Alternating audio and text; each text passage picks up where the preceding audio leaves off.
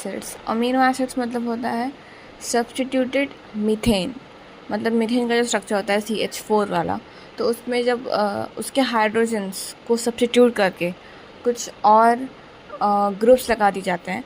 मतलब ग्रुप्स जैसे carboxyl group, amino group and hydrogen, एक हाइड्रोजन रहता है एंड एक आर ग्रुप लगा होता है which is a variable group. R group में HCHC, COOH ऐसा कुछ भी आ सकता है डिपेंडिंग अपॉन, और फिर उसके डिपेंडिंग अपॉन लाइक काफ़ी सारे अमीनो एसिड्स बन सकते हैं बेस्ड ऑन आर ग्रुप। मतलब चेंज करते रहते हैं जब हम आर ग्रुप को, बट जो चीज़ कॉन्स्टेंट रहती है वो होती है एक ही कार्बन से जुड़ा हुआ एक amino group which is NH2, एक carboxyl group which is COOH and एक हाइड्रोजन। अमीनो एसिड के ये जो स्ट्रक्चर है, इसमें जो कार्बोक्सिल ग्रुप है और अमीनो ग्रुप है, ये दोनों ही आयनाइजेबल नेचर के होते हैं। मतलब जो COOH का जो H है, मतलब वो वहाँ से निकल के NH2 के पास जा सकता है। लाइक ये इसका एक आयनाइजेबल नेचर ऑफ NH2 फिर NH3+ बन सकता है। और ये जो इस नेचर की वजह से जो प्रॉपर्टी अमीनो एसिड पास होती है, इसको बोलते हैं ज्विटर आयन। मतलब they can form the zwitter ion. ये जो फॉर्म है, मतलब जब COOH का H निकल के NH2 पे आ जाए और फिर NH2 NH3+ बना ले, विच इज़ द प्रॉपर्टी कि ये अपना ज्विटर आयन फॉर्म करते हैं। तो ये इनकी स्ट्रक्चर की एक प्रॉपर्टी है। वैसे हम आर ग्रुप में, जो इसका आर ग्रुप है, उस जगह हम बहुत चीज़ें लगा सकते हैं, बट जो अमीनो एसिड्स प्रोटीन्स में यूज़ होते हैं in the formation of protein, उसमें सिर्फ 20 amino acids like they can occur 20 amino acids जब हम आर को अलग अलग किसी स्पेसिफिक 20 ग्रुप में अरेंज करें। Like 20 amino acids occur in proteins, and based on the number of carboxyl and amino group, हम अपने अमीनो एसिड को 3 टाइप में क्लासीफाई कर सकते हैं।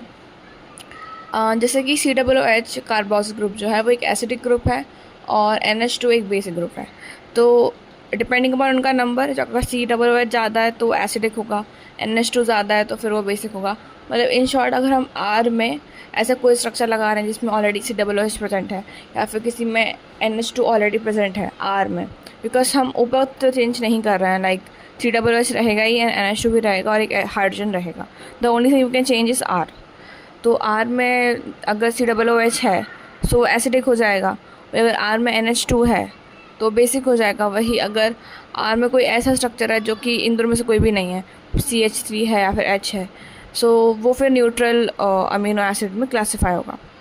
तो सबसे पहले जो है वो एसिडिक अमीनो एसिड, उसकी एग्जांपल है ग्लूटामिक एसिड, और बेसिक के एग्जांपल्स है lysine and arginine. Lysine and arginine हमें वहाँ भी देखने को मिलता है बिकॉज जो हमारा DNA होता है इट्स एसिडिक।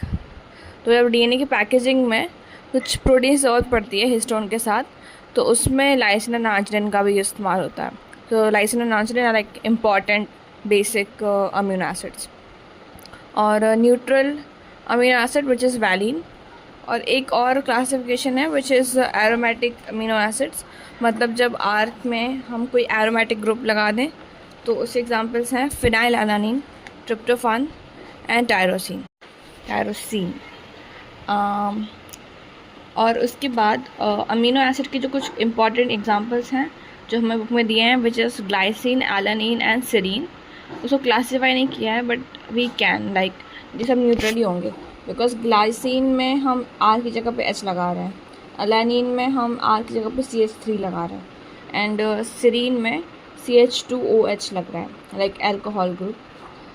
तो glycine, alanine and serine which are like important examples of amino acids.